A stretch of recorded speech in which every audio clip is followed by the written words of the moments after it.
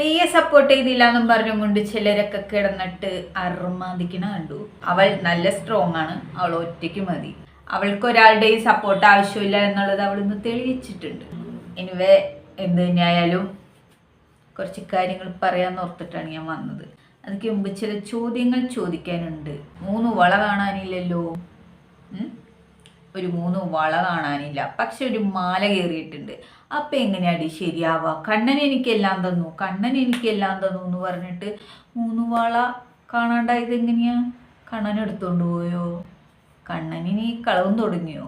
ഓ, കള്ളക്കണ്ണൻ എന്നാണല്ലോ പേര്. അപ്പോൾ നിങ്ങളെല്ലാവരും അറിയണം, എനിക്ക് കണ്ണൻ തന്നു, എനിക്കെല്ലാം കണ്ണൻ തന്നു, വേറെ ആർക്കും കണ്ണൻ കൊടുക്കുന്നില്ല, എനിക്ക് മാത്രമേ തരുന്നുള്ളൂ, വേറെ ഒരു ഹിന്ദു സ്ത്രീകൾക്കും കണ്ണൻ ഒന്നും കൊടുക്കുന്നില്ലല്ലോ എന്നും പറഞ്ഞിട്ട് ഒരു സ്ത്രീ ഇവിടെ കിടന്നിട്ട് അറുമാദിക്കുന്നുണ്ട് അങ്ങോട്ട്. അപ്പൊ അറുമാദിക്കുന്ന സ്ത്രീ ഒന്ന് വെച്ചിട്ട് ഒന്ന് വാങ്ങിക്കും, അതാണ് നടക്കുന്നത്. അല്ലാണ്ട് കണ്ണൻ വാരിക്കോരിയൊന്നും കൊടുക്കുന്നില്ല. നമുക്ക് തരാത്തതാണോ കണ്ണൻ ഇവക്ക് കൊടുക്കുന്നത്? ഇതൊക്കെ ഒരു തരം ട്രിക്കാണ് മക്കളെ. ഈ ട്രിക്കില് ഹിന്ദുക്കളെ വീഴിക്കുക, ഹിന്ദുക്കളെ മോചിക്കുക, ഇതാണ് നടന്നുകൊണ്ടിരിക്കുന്നത്. പക്ഷെ ഹിന്ദുക്കൾക്ക് കുറെയൊക്കെ കാര്യങ്ങളൊക്കെ മനസ്സിലായിട്ടുണ്ട്. പണ്ടത്തെ പോലെ ഇവളുടെ അങ്ങോട്ട് ഖണ്ണാ എന്നങ്ങോട്ട് വിളിക്കുമ്പോഴത്തേക്കും ആരും കമന്നടിച്ച് വീഴുന്നില്ല. ഇവൾ എന്തിനാണ് കണ്ണനെ വിളിക്കുന്നത് എന്നൊക്കെ എല്ലാവർക്കും അറിയാം. അപ്പൊ 3 വള കാണാനില്ല, പകരം ഒരു മാല കയറിയിട്ടുണ്ട്.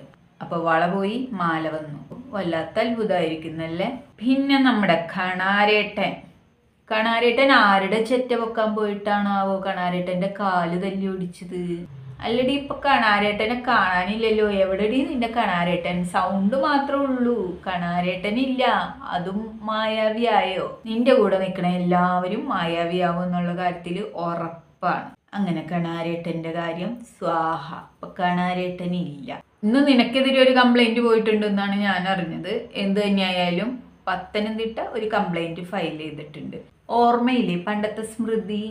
അധികം പണ്ടൊന്നായിട്ടില്ല, കൊയിലാണ്ടി ആശുപത്രിയിൽ അവള് വന്നിട്ട് ഗർഭലസിപ്പിച്ചു എന്നൊക്കെ നീ പറഞ്ഞുണ്ടാക്കിയ സ്മൃതി കേസ് കൊടുത്ത അതേ സ്റ്റേഷനിൽ ഇന്നൊരു കേസും കൂടി ഫയലായിട്ടുണ്ട്. എന്തിനാന്നറിയോ? അതൊക്കെ മോള് വഴിയെ അറിഞ്ഞോളൂ. ഇനിയും പറ എന്നും പറഞ്ഞുകൊണ്ട് ഒരാളെ പ്രകോപിപ്പിച്ച് പറയിപ്പിച്ചിട്ട് ഞങ്ങൾക്ക് ഇത്രയും മതി, ഞങ്ങൾ ഇനി കൊണ്ടുപോയി കൊടുത്തോളാം എന്നും പറഞ്ഞിട്ട് അത് ചീറ്റിംഗ് അല്ലേ? അങ്ങനെ ചെയ്യാവോ? ഒരാൾ മാന്യമര്യാദയ്ക്ക് വിളിക്കുമ്പം മാന്യമര്യാദയിൽ വർത്താനം പറയാനുള്ള അന്തസ്സെങ്കിലും മിനിമം കാണിക്കണം. നിനക്കെന്താ കൊമ്പുണ്ടോയെന്നൊന്നും ഞാൻ ചോദിക്കുന്നില്ല. നിനക്ക് കൊമ്പായിരിക്കില്ല, ചിലപ്പോൾ അരയ്ക്ക് ചുറ്റും ഉണ്ടാവും, അതുകൊണ്ടായിരിക്കും ഇത്തരത്തിൽ കിടന്ന് കാണിക്കുന്നത്. എന്തായാലും സ്മൃതി കേസ് കൊടുത്ത അതേ സ്റ്റേഷനിൽ തന്നെയാണ്. അപ്പോൾ അവിടുന്ന് മാമന്മാർ കുറച്ച് കാര്യങ്ങൾ പറഞ്ഞിരുന്നു. എന്താണെന്നറിയോ? സ്മൃതിയുടെ കേസിന് അവർ കോണ്ടാക്ട് ചെയ്തപ്പോൾ എന്താണ് അയച്ചു കൊടുത്തത്? ചേർത്തി പറയൂ, നീ എന്താണ് മാമന്മാർക്ക് അയച്ചു കൊടുത്തത്? നിന്റെ മെൻ്റലിൻ്റെ സർട്ടിഫിക്കറ്റ്, പ്രാന്താണെന്നുള്ള ഡോക്ടർ എഴുതി തന്ന ആ സർട്ടിഫിക്കറ്റ് നീ പോലീസുകാർക്ക് അയച്ചു കൊടുത്ത കാര്യം അറിഞ്ഞു. അപ്പം ഈ പ്രാന്തത്തീനെ കൊണ്ടുവരുന്ന ഇൻ്റർവ്യൂ എടുക്കുന്നവരോട് നിങ്ങൾക്ക് തലയ്ക്ക് മുഴുവട്ടാണോ എന്ന് ചോദിക്കേണ്ട ഗതികേടാണ്. ഇവള് സ്മൃതിനെ പറ്റി അനാവശ്യം പറഞ്ഞുണ്ടാക്കിയപ്പോൾ സ്മൃതി പോയി കേസ് കൊടുത്തു. പോലീസ് സ്റ്റേഷനിൽ നിന്ന് വിളിച്ചപ്പോൾ ഇവൾ എന്താ ചെയ്തതെന്ന് അറിയോ? അവൾക്ക് തലയ്ക്ക് മെൻ്റലാണെന്ന് ഡോക്ടർ എഴുതി തന്നിട്ടുള്ള കടലാസ് പോലീസ് സ്റ്റേഷനിലേക്ക് അയച്ചു കൊടുത്തു. അങ്ങനെയാണ് തടി തപ്പിയത്. എങ്ങനെയുണ്ട്? ഇത് കേട്ട് ചിരിച്ച് ഞാൻ ഊപ്പാടിളകി. തലയ്ക്ക് സുഖമില്ലാത്ത ഒരു മെൻ്റലാണ് ഇങ്ങനെ നടന്ന് കാണിക്കുന്നത്. മെൻ്റലാണെന്ന് ഇവള് വരുത്തി തീർത്തു. അപ്പൊ മെൻ്റലുള്ള ആൾക്ക് എന്തും ചെയ്യാലോ, ആരും ചോദിക്കൂല. അതിനവള് മെൻ്റൽ സർട്ടിഫിക്കറ്റ് വരെ വാങ്ങിച്ചു വെച്ചിട്ടുണ്ട്. പിന്നെന്തടിവേ നീ എന്ത്? ഞാൻ 3ാമത്തെ ആൺകുട്ടിയാണ്, അതാണ് ഇതാണ്, അപ്പടിയാണ് ഇപ്പടിയാണ്, വേടിയില്ല എന്നൊക്കെ പറഞ്ഞിട്ട് പിന്നെ എന്തുവാടി നീ ഓടി മാമന്റെ വീട്ടിൽ പോയി നിന്നിട്ട് പരാതി കൊടുത്തത്? തൂറോളം പേടി. രാത്രി ഉറങ്ങിയിട്ടില്ലെന്ന് പേടിച്ചിട്ട്. വായിലനാക്ക് ഇത്രേ ഉണ്ട്, തൂറോളം പേടി. എന്നാ നീ ഇങ്ങോട്ട് വാടാന്നും പറഞ്ഞ് ക്ഷണിച്ചിട്ട് പിന്നെ നീ ഓടിപ്പോയിട്ട് നീ മറ്റേ പരിപാടി കാണിച്ചത് നിനക്ക് തൂറോളം പേടി ഉണ്ടായിട്ടല്ലേടി? ഇപ്പൊ മനസ്സിലായിടി നിന്റെ ധൈര്യം എത്രയുണ്ടെന്ന്. പേടിത്തൂറി. നിന്നെ വിളിക്കാൻ പറ്റിയ ഏറ്റവും നല്ല പേര് അത് തന്നെയാണ്, പേടിത്തൂറി. എടി പേടിത്തൂറി, നീ ഇന്നലെ തുടങ്ങി നീ വിറയ്ക്കാൻ തുടങ്ങിയതാ. അപ്പൊ തന്നെ ജനങ്ങൾക്ക് മനസ്സിലായിടി നിനക്ക് എന്തോരം പേടിയുണ്ടെന്ന്. അല്ല മോളെ, നീ ഇപ്പൊ എന്താണ് നാട്ടുകാർ വിളിക്കുന്ന വോയിസ്, അവർക്കിടെ നമ്പറും ഫോട്ടോയും അടക്കം ഇടാത്തത്? പണി കിട്ടി അല്ലയോ?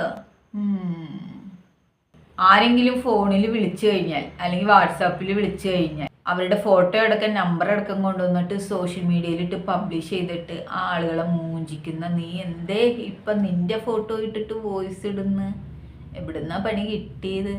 വല്ലാത്ത ജാതി. തോൽക്കാൻ ഇനിയും നിന്റെ ജന്മം ബാക്കിയാണെന്ന് ഞാൻ പറഞ്ഞില്ലേ? നീ എന്ത് കളി കളിച്ചാലും നേടൂല. ഇപ്പം തന്നെ എന്നെ കൊടുക്കാൻ വന്ന ആളെ കണ്ടില്ലേ? പകുതിക്ക് വെച്ചിട്ട് ഫീൽഡ് ഔട്ടായിപ്പോയി. വല്ലാത്ത ജാതിക്കളി. എടി നല്ലൊരു കളിക്കാരനായിക്ക്. നീ എന്ത് പ്ലാനും പദ്ധതി ഇറക്കിയാലും മുകളിലൊരാളുണ്ടെങ്കിൽ നടത്തൂലടി. കണാരേട്ടൻ തിരിച്ചു വിളിച്ചത് നിങ്ങൾ ആരും കേട്ടിട്ടില്ലല്ലോ? അത് കേൾപ്പിച്ചുതരാം. അതെന്തേ മോളെ നീ റെക്കോർഡാക്കി ഇടാഞ്ഞു? എന്നിട്ട് കണാരേട്ടൻ ഏറ്റവും ലാസ്റ്റ് പറയുന്നത് എന്താണെന്നറിയോ? എടി മറ്റവളെ നീ പോയി കേസ് കൊടുക്കടി എന്ന് പറയും. എന്നോടും അങ്ങനെ തന്നെയാണ് പറഞ്ഞത്. അതുപോലെ തന്നെ ഇവളോടും പറഞ്ഞു. ഇങ്ങനെയൊക്കെ വിളിച്ചുകൊണ്ട് പറഞ്ഞു, എടി മറ്റവളെ നീ വേണമെങ്കിൽ പോയി കേസ് കൊടുക്കാൻ. പിന്നെ ഈ പറയുന്ന പൊടിക്കുപ്പി ചില്ലറക്കാരനല്ല എന്നുള്ളൊരു കാര്യം നമുക്ക് എല്ലാവർക്കും അറിയാലോ അല്ലേ? ലസിതയുടെ കണ്ണ് കുത്തിപ്പൊട്ടിച്ചവനാ. അത്രയും ക്രിമിനൽ മൈൻഡുള്ള ഒരു പൊടിയാണ് മക്കളെ. ലസിതയുടെ കണ്ണ് കുത്തിപ്പൊട്ടിച്ച വീഡിയോ നമ്മളെല്ലാവരും കണ്ടതാണല്ലോ. അത്രത്തോളം ക്രിമിനൽ മൈൻഡുള്ള ആളുകളാണ്, ക്രിമിനൽ മൈൻഡുള്ള കുടുംബമാണ് എന്ന് തന്നെ പറയേണ്ടി വരും. എന്തായാലും കുറേ കാര്യങ്ങൾ ഇനിയും വരാനുണ്ട്. ചട്ടമിടാത്ത താത്ത മാത്രം ഇങ്ങനെ കിടന്നിട്ട് തിളച്ചാലോ? ബാക്കി എല്ലാവർക്കും തിളപ്പുണ്ട് താത്ത. താത്ത ഒന്നടങ്ങ്, അല്ലെങ്കിൽ താത്തേനെ അടക്കും. ഇനിയും പറ എന്നിട്ട് നിങ്ങളുടെ അമ്മ അവിടെ ഉണ്ടോ, നിങ്ങളുടെ തന്ത അവിടെ ഉണ്ടോ എന്നും പറഞ്ഞ് ഫോണിൽ കൂടെ ഓരോരുത്തരോട് ചോദിച്ച് അവരുടെ വായേന്ന് ചാടിച്ച് അതും എല്ലാം പിടിച്ചെടുത്തിട്ട് ലാസ്റ്റ് അവരുടെ തന്തയ്ക്കും തള്ളയ്ക്കും വിളിച്ചിട്ട് ആ ഫോൺ റെക്കോർഡ് എടുത്തിട്ട് പോസ്റ്റ് ചെയ്യലാണ് ഇവളുടെ മെയിൻ പരിപാടി എന്ന് പറയുന്നത്. ഫോൺ വിളിക്കുന്നത് എന്തെങ്കിലും ആവശ്യത്തിനായിരിക്കാം. ഇനി അഥവാ റോങ് ആണെന്ന് കണ്ടാൽ കട്ട് ചെയ്ത് വിട്ടേക്കണം. അവരെ കൊണ്ട് സംസാരിപ്പിച്ചിട്ട് അവർക്കിടെ ഫോട്ടോയും വോയിസും അടക്കം അവർക്കിടെ നമ്പറും വെച്ചിട്ട് സോഷ്യൽ മീഡിയ കൊണ്ടൊന്ന് പബ്ലിഷ് ആക്കിയിട്ട് നീ ചെയ്യുന്ന ഈ കൂത്തുണ്ടല്ലോ തിരിച്ചടി കിട്ടാണ്ടിരിക്കില്ല. എന്തായാലും അവള് ഒറ്റയ്ക്ക് മതി. അവൾ ഒറ്റയ്ക്ക് ഒരുപാട് കാര്യങ്ങൾ ചെയ്തിട്ടുണ്ട്. അതൊക്കെ നീ വഴിയെ അറിയും, അല്ലെങ്കിൽ നിന്നെ അറിയിപ്പിക്കും. ഇതിനു മുമ്പ് നീ ഹരിതയുടെ കുട്ടികളെ പറഞ്ഞില്ലേ? എൻ്റെ കുട്ടികൾ ഉണ്ടാവാത്ത അവസ്ഥ എൻ്റെ ഗർഭപാത്രത്തിനെ പറഞ്ഞില്ലേ? പിന്നെ പുള്ളച്ചേച്ചിയുടെ കുട്ടികളെ പറഞ്ഞു. പുള്ളച്ചേച്ചി ആരെയോ ആക്കിയതാണെന്ന് പറഞ്ഞു. ഇതൊക്കെ നീ പറഞ്ഞതല്ലേ? ലസിതയുടെ കുട്ടികളെ പറഞ്ഞിട്ടില്ലേ? നീ അങ്ങ് ശീലാവധി ചമയുകയാണോടി? നീ മാത്രം നല്ലവളോ? ബാക്കി എല്ലാ സ്ത്രീകളും കെട്ടവളുമാരും, നീ നല്ലതും. കൊള്ളാടി, ബെസ്റ്റ്. നീ തന്നെ മറ്റുള്ളവരെ കൊണ്ട് അത് അങ്ങനെ പറ ഇങ്ങനെ പറ, ഞങ്ങൾക്ക് ഇത്രം കിട്ടി, ഞങ്ങൾക്ക് ഇത്രം മതി എന്നും പറഞ്ഞ് പറയിപ്പിച്ചിട്ട് ലാസ്റ്റ് അതെടുത്തോണ്ട് പോയിട്ട് ഇതുപോലുള്ള ചെറ്റത്തരം കാണിക്കാൻ നിന്നെ കൊണ്ട് മാത്രമേ പറ്റുള്ളൂ. ഭൂലോക പേടിത്തൂറി ഉണ്ടെങ്കിൽ അത് നീയാണ്, നീ മാത്രമാണ്. എടി നിനക്ക് പേടിയില്ലെങ്കിൽ നീ എന്തിനാടി ഓടിയത്? നീ എന്തിനാടി വീഡിയോ ചെയ്യുന്നത് ആ വോയിസും വെച്ചിട്ട്? നീ എന്തിനാടി മാമന്മാർക്ക് പോയിട്ട് കടലാസ് എഴുതി കൊടുക്കുന്നത്? നിനക്ക് പേടിയില്ലെങ്കിൽ നീ ഇതൊക്കെ ചെയ്യോടി. പേടിത്തൂറി, ഭൂലോക പേടിത്തൂറി, അതാണ് നീ.